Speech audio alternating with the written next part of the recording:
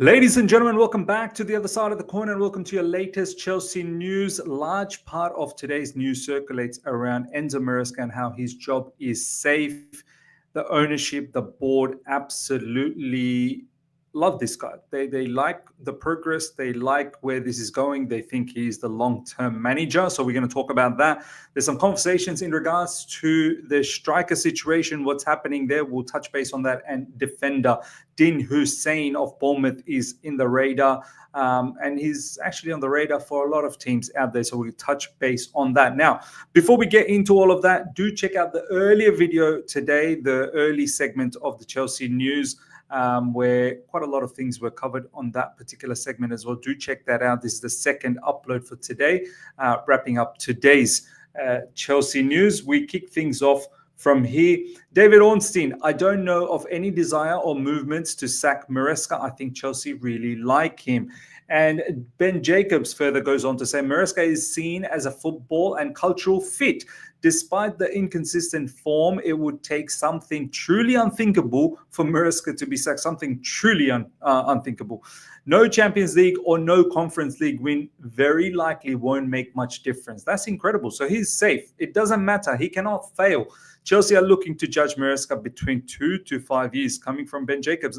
Look, I actually kind of believe, I won't say I agree, but I kind of believe what Ben Jacobs is saying. Now, first off, has Enzo Maresca done an okay job? Yeah, he has. He has. We're in top four. We're in contention for Champions League football.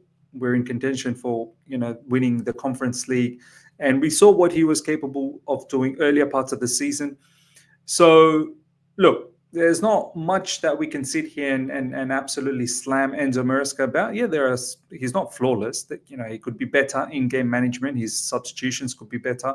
His player profiling could be a bit better. There are times where players play out of position, but he wants them to try and get introduced to other positions as well. He doesn't like to pigeonhole players in certain areas. He wants them to be more versatile.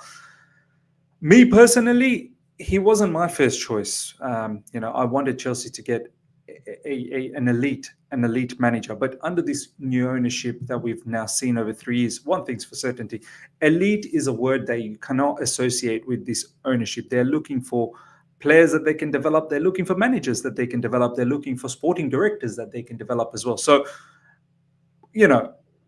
as much as a lot of us wanted elite level managers. I wanted Luis Enrique before Pochettino. I know a lot of people wanted other managers as well. There's some good managers available right now, but this is never going to happen. We need to understand this ownership. They don't want that type of managers where the manager demands a lot of things. The manager wants a lot of power within the team. They want a manager that they can work with, not necessarily be a puppet, which in my personal opinion, I think Enzo Maresca is a bit of a puppet. Ultimately, it all comes down to what the owners and what the board wants at Chelsea Football Club, which is clear. The model is clear. It is based around young players. So look, Enzo Maresca, first of all, I think is a developing manager. I think right now he's still a mid-level, mediocre type of manager. There's a lot for him to learn, which is not good for Chelsea Football Club. But having said all of that, I don't think he should be the first one to be chopped. His head should not be on the chopping line. There are so many other flaws in this football club that needs to be looked at first before we can even contemplate going after Enzo Maresca. So from that perspective, sure, no problems. His job is safe. But if this football club was run properly, then his job definitely would not have been safe. This is the difference right now that we find ourselves in. This is the predicament that we find ourselves in. We as a football club are not run as a proper top-level club. That's why we can't really focus on the manager right now, because it doesn't matter if you get rid of Enzo Maresca. They're just going to get another one who's just like Enzo Maresca, or even maybe lesser profile than Enzo Maresca. So the fact that he's going to stick around perhaps for another 2 to 5 years, and the fact that nothing could sack him this season tells you where we are as a football club. We don't have much of an ambition right now. Now, look, by keeping him, could we perhaps down the track become a well-oiled machine? I don't know. Only time will tell, and we don't have any other options. Us fans, we can protest as much as we can. These owners will not go away anytime soon. We've had one protest. the protests need to be at a very high magnitude level. And to get to that level, we need to see a lot more suffering. And even then, the owners might not go, as we can see in Man United's case. Look at the amount of protests that they've had. So these owners will only go when they feel like they're going. So meanwhile, we just have to accept what is being thrown at us. So the only hope we have is by him staying longer at Chelsea Football Club, that players can develop and players can understand his philosophy and his style a lot more, and that progressively we do get better. This season, to be honest, progressively we've gotten worse. Yes, we've missed out on some players through injuries, but we've seen those players even when they didn't have injuries that we were struggling with those players, the likes of Jackson and Madueke. Maybe one big difference could be Romeo Lavia's inclusion back into the team, but Lavia cannot keep himself fit. So that is a huge problem. Ladies and gentlemen, let me know your thoughts. How do you feel about Enzo Maresca? Do you want to see him stick around at Chelsea Football Club for a very, very long time? Me personally, as I said, if we were run like a proper club, he wouldn't have been our manager. But right now, we're not run like a proper club, and I can't really focus on Enzo Maresca as there's other issues to think about. Chelsea's owners and those close to them have always highlighted their desire to win and ambitions to match expectations in the long term. However, they want to do so with this current approach and have urged patience to wait for their players and this project to reach a mature stage. So owners are not changing. Forget about changing the policy. Forget about changing the business model and all this, that, the other. The young players, that model will continue. And the owners are literally putting out PR through top Chelsea journalists that put out the word out there that this is the model and they need to be patient. The message is be patient. You need to wait. The expectation is long term. 3 seasons have gone down. I don't know what long term is. Maybe long term is 5 to 10 years. Maybe that's what long term is all about. Maybe 3 years is not long enough. But we as a fan base, we've suffered, man. We've suffered. We've seen the glory days, and now we're having to go through this barren run where 3 seasons of nothingness. Okay, we might win the Conference League, but it's a competition we don't even belong. When are we going to actually start producing in Champions League again or in the Premier League again? That's what we desire for. That's what the ambition should be. But these guys are saying, no, you got to wait a lot longer. So let's see. As I said, we don't have any other options. We're just going to have to wait it out. Next up, Chelsea want a striker this summer. It has been pretty well documented by me and others that they're in the mix for the likes of Benjamin Sesko and Liam Delap. There will be others on their list too. So look, obviously these are the usual suspects. I think Sesko's name will be up there. I'm sure Arsenal will be looking for a striker. I don't think anyone is going to be capable of getting Isak, even though Isak's name gets floated around.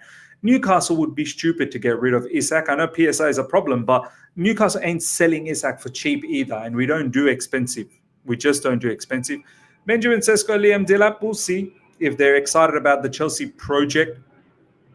Maybe there might be, Sesko might be, Delap might be. But don't be surprised if we end up getting another striker that you've never heard of in order to compete with Nicholas Jackson. So, look, time will tell. Time will tell. I don't mind any of these strikers, but, the fact that our entire squad needs a lot more experience by bringing these type of players, it's not really elevating the current squad. It's actually adding to the mess of the current squad, which is lack of experience at the highest level. Sesko, he's played Champions League, but he's also a young developing striker. Liam Delap is even younger developing striker. I don't know about in terms of age, but I'm talking about in terms of experience. Victor Gyökeres is back on Chelsea radar. Liam Delap and Sesko are relatively high in their thinking, and I'm also hearing Isak should be genuinely become available. Ben Jacobs, you're talking a lot of smut. Honestly, you're smoking the good smoke. There's no way we're getting Victor Gyökeres. Gyökeres' age doesn't fit the bill, and once again, his wages, he's going to demand higher wages. He's not going to be happy with less than, or up to 150,000. I know he's not on big wages at the moment at Sporting, but he knows his next deal should be around 200,000. He's that type of a striker. So if we're not able to give him that level of money, he's not going to even entertain. Isak, forget about it. That is, we're not doing that. He's too expensive. I wish we did that, but we're not doing that. We can spend 74 million on kids, but we rather do that on several quantity as opposed to quality. But yeah, Delap and Sesko, that name is also common with David Ornstein. But when Ben Jacobs talks about Isak and you're curious, you're having a laugh, an absolute laugh. Next up, ladies and gentlemen, Dean Huijsen is expected to move for that 50 million clause, which is active in the summer. And we know Chelsea have been looking closely at him, coming from David Ornstein. Look, I don't mind getting this defender, but once again, one season at top flight, another young defender. We've got plenty of young defenders. I would love, I'm not even kidding, and I'm not saying that we need to get Dan Burn, but I would love a defender of that caliber. More experience, knows their way around the block. Dan Burn now going to be playing in international level. Recently won domestic cup with Newcastle. That's the type of defender I'm looking for. More experience. Thiago Silva, I would have loved to see Thiago Silva be at Chelsea Football Club for another season. But so many people will say, he's too slow, this, that. They're like, they're sharpy. So look, we've got a lot of young defenders. Do we need more young defenders? I don't know. We've got Anselmino, we've got Levi Colwell, we've got Badish Hill. None of them I truly, to be honest, rate at that level. Huijsen, I can't really comment too much off the back of just one season, but he's getting linked with Real Madrid and this, that, the other. And look, he's going to be a Spanish international for a long time. Himself, and then Kubarsi. Spain's looking good. Look, if I'm him, Dean Huijsen, why am I joining Chelsea? If Real Madrid are interested, I'm thinking about Real Madrid. Ladies and gentlemen, let me know your thoughts about everything we spoke about. Smash up the like button. Hope you've enjoyed it. Comment away. We're going to try and bring back the sarcastic news or sarcasm skits, this, that, the other down the track. So don't worry about it.